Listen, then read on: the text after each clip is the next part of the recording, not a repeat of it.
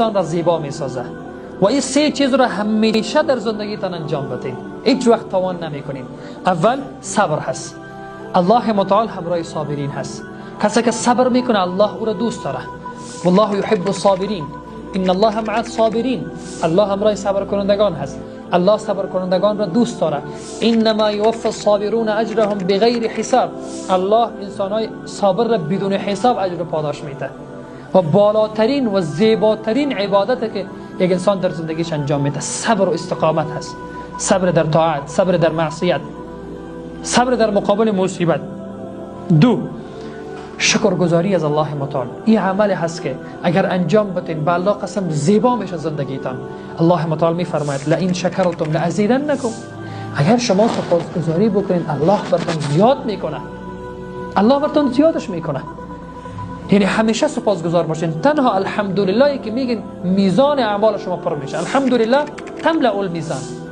همیشه کسی که در زندگی سپاسگزار هست زندگی از او خوب پیش میره، زندگی از او زیبا میشه. الله متعال نعمات برش زیاد میکنه و انسان سپاسگزار پیش الله متعال زیاد عزیز و دوست داشتنی هست.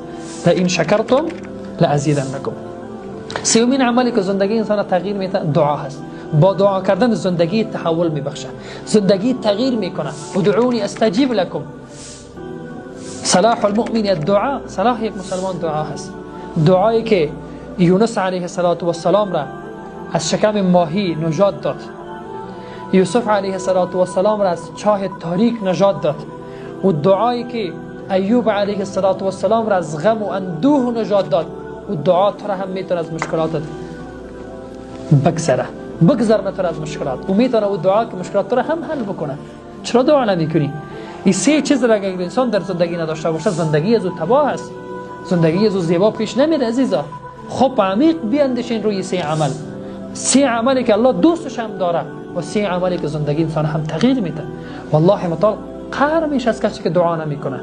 ادعونی استجیب لکم و اذا سألك عبادي عني فإني قریب اجیب دعوت الداع. من بسیار قریب هستم بر بنده های من، اجابت میکنم دعوت کننده را. پس سه عمل را در زندگی هرگز فراموش نکنید.